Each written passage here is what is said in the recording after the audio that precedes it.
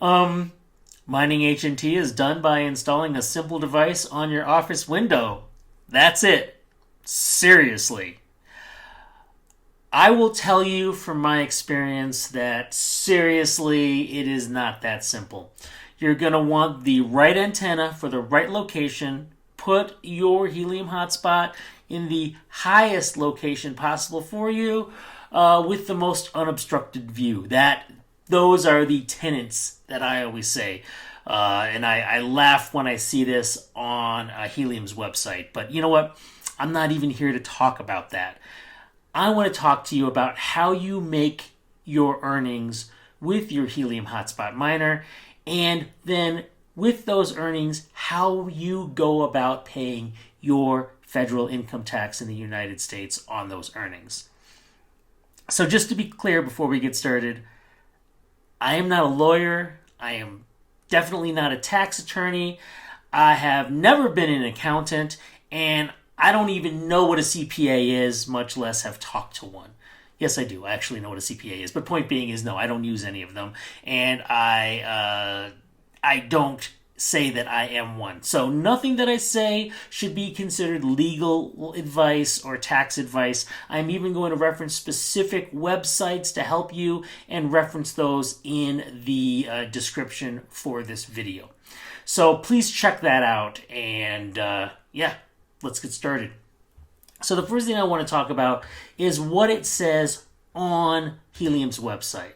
It says here how tokens are earned, and I'm just going to read it right off. The amount of HNT distributed to hotspots depends on the type of work they perform based on the value to the network. This validation of network contribution is accomplished by a new algorithm called proof of coverage. So as all of you know, we recently have moved to proof of coverage version 11. Some details have been modified. Not all of the new variables have been activated. Don't worry about it. Just know that this is what's used, generally speaking, for us to make money.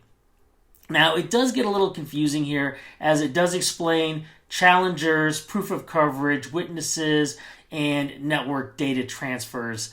And it does get a little confusing, but if you look at your numbers on something like hotspotty.net, you'll see, for example, that your rewards are generally based off of, for the large part here, these are from witnessing, and then a little bit is from being witnessed, and then some of it is on submitting challenges. So as you can see, I'm dealing with almost 80% from witnessing, about 18% from being witnessed, and maybe 2% from submitting challenges. And that gets a little confusing with the numbers here, because there are challengers, there is standard proof of coverage, there are witnesses. In other words, a hotspot will beacon, and we will witness that beacon occur. And that says that's 20%. As you can see, I was currently making it based off of 80%. And then there's network data transfers. HNT is distributed to hotspots that transferred data from devices on the network. The amount of HNT is allocated proportionally based on the amount of data a hotspot transferred. Well, there's not a whole lot of devices on the network quite yet, so data transfer doesn't quite reach that 35%, but understand that these numbers aren't being based off of how much my hotspot is making. It's based off of this HNT distributions per epoch. So again, there are challengers, there are challengees, so there are challenges happening. There are witnesses, there are beacons, there are consensus groups and security tokens, which generally speaking have nothing to do with you and me at this point, unless you're, say, a validator. And then there is that network data transfer, which is why it says up to 35% here, because right now it's not really being used. But that said, if you look at your miner, you'll probably see things like witnesses and beacons, and that's generally how you're making your money right now. With witnesses, meaning you are witnessing someone else's beacon going off, and then you sending a beacon and other people witnessing it. So that's the large part, as you can see, the 98%. And then there is submitting challenges. And those are the challenges here that you're talking about, challenged beaconer, those challenges going off. So if you look at your rewards for your hotspot activity, you're going to see this. You can go in, you can see it's mainly from witnessing or maybe a beacon. But if you look deeper and you are not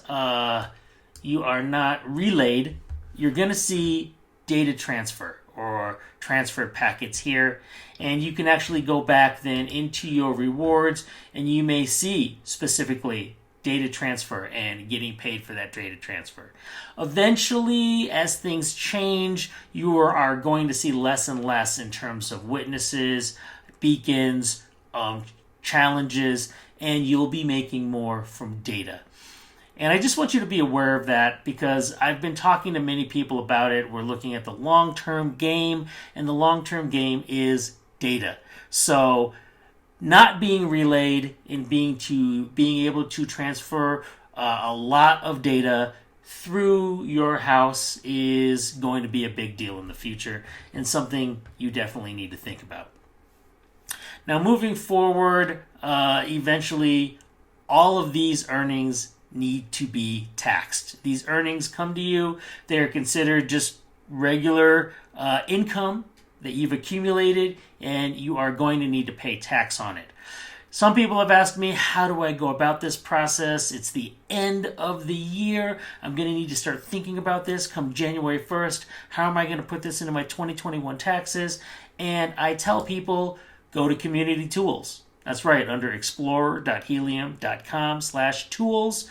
You can go here, you can just type in tax, and here are 4 different opportunities of how you can figure out your taxes.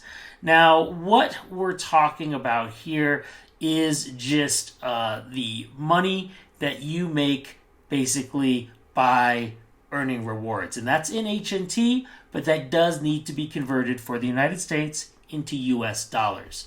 So what happens, for example, to figure this out, is that for every reward that occurs, you get a certain amount of HNT, and you need to correlate that information based off of the specific time it occurs, how much that HNT is worth based off of the current market value or the Oracle price as it is right here on that specific time. That can get confusing, but like I said, there are tools out there to help you figure this out. And if you take a look at the tools, it can be fairly simple.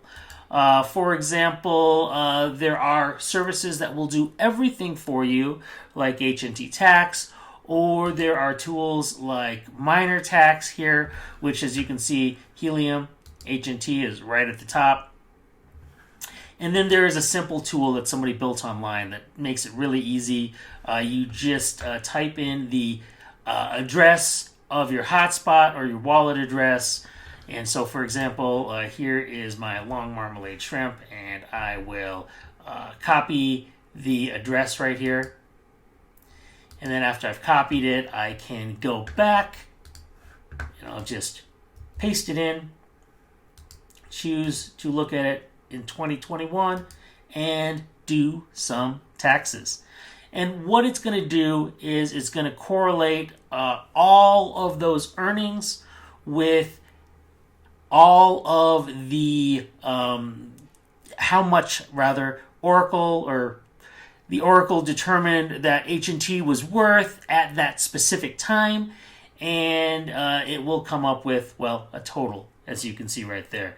And that total will be associated with a spreadsheet. So it's going to download a spreadsheet here where you can open up that spreadsheet and figure out specifically how much you made per each of those earning moments. I'm going to call them moments, but you get the idea here. It goes through each one, looks at the time, how much in US dollars it was what H&T was worth. It's got the price. So it's got all the data there, and I'm just making you aware the data does come in, and you can figure it out for yourself based off of that.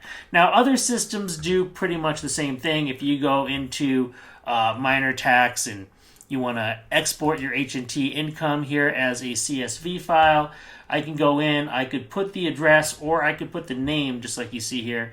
So for this fun one, I'm going to put long marmalade shrimp. I'm just going to paste it in. And I can do it in US dollars. I can do it in others as well. So depending on where you are in the world, you might want to choose a different currency for your own needs. I'm not going to worry about it at this point. I am just going to view my report.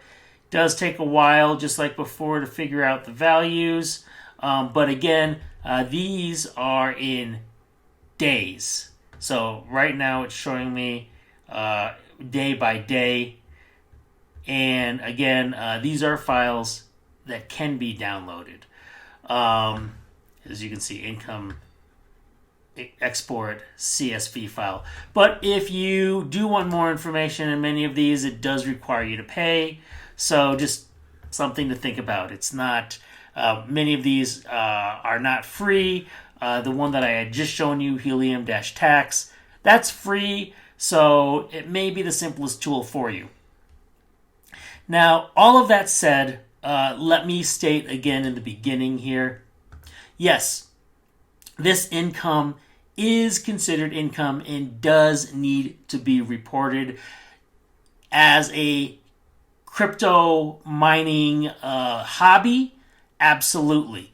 So as a hobby, and if you choose to keep it as a hobby, you just report it for the federal income tax on your Form 1040 Schedule 1 and place it on line 8 as other income. It's that easy, and we have not even talked about it in terms of capital gains taxes. We'll talk about that in a second. We're just talking about the H&T you earned. Now, I'm going to be honest, guys. I don't do it as a hobby.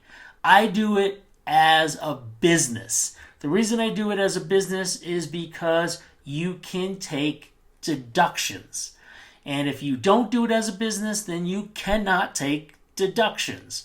Also, I have my helium miners in other people's houses, and because they're in other people's houses, I have liability to be concerned with. What if it accidentally catches something on fire? I don't know how that would happen, but let's say it does. What if they're in the middle of something important in terms of data and it shuts down the internet? Maybe they blame me for that. Maybe I didn't do it, but they blame me for it. They can take me to court for it. So I need to have limited liability for that. We'll talk about the limited liability in a second. But point being is, if you do this as a business, then you file a Schedule C as part of your 1040. In here, you indicate your deductions, you talk about it, you break it down in terms of other things as it's showing here, advertising, vehicle expenses, meaning I drive back and forth in order to deal with miners going out and needing to restart them and also fast sync them. There's office expenses, other things here. We'll talk about it in a second. But point being is, you have all of these options if you choose to do this as a business. So I would consider that. Now, if you do it as a business, you have really two choices in my mind. And this is assuming you're making under $50,000, which I'm going to assume at this point you are. $50,000 a year, that is. Which is, you'll either want to do an LLC, which is a limited liability company, or a sole proprietorship. Now, I'm not even going to get into corporations. Like I said, I don't think that's necessary unless you make over $50,000. But if you make under, LLC or sole proprietorship. Now, sole proprietorship really doesn't require a lot of money or a lot of startup. The business dies with you should you die. So if you want to keep the business going for somebody else, you may not want to do it that way. But quite honestly, I don't know how long these things are going to last. I don't know how long helium mining is going to go on for us. So I'm not super worried about it. And if you're just dealing with one helium miner in your house, I would do a sole proprietorship. If you're dealing with 4 helium miners at your house and a friend's house and your brother's house and your parents' house, I would still do a sole proprietorship. You don't need to start filing paperwork and dealing with other issues. But if you are dealing with it with people who you don't know, limited liability company. That is a better situation because a limited liability company is a legal entity formed at the state level, which means you got to file forms and you're probably going to pay at least somewhere around $80 every year in order to keep your company going. But an LLC exists separately from its owners, known as members, but you can have a one-member LLC. That is completely normal. However, as it says, members are not personally responsible for business debts and liabilities. Instead, the LLC is responsible. So if something happens, like I said, to the person who is hosting your miner and they try to sue you, you are not personally responsible. The business is. So it is the money that the business has as income that they can take, not yours. Something to consider. Sole proprietorship, it's an unincorporated business owned and run by one person, so there's not a lot to worry about in terms of sole proprietorship. However, it dies with you, like I said, so that is one thing to consider if you think in perpetuity you want this business running for however long helium exists, which, who knows, it probably will outlive us. Okay. So all that in consideration, I definitely recommend a business option as an option you should look into. Now, there are more things to consider, and I haven't really gotten into some of this, but I guess I should state it right off the bat that the main reason is not liability, again, for running a business, but is to look at ways of minimizing the tax you pay, which is, as it talks about here, offset gains with losses, hold cryptocurrency for the long term, which is why I keep saying hold right now. Time your sales with your tax rate. That gets a little more confusing trying to figure out your tax rate. And you can look it up here, but the point being is they're trying to say you want to keep your tax rate as low as possible so you pay the least amount of tax.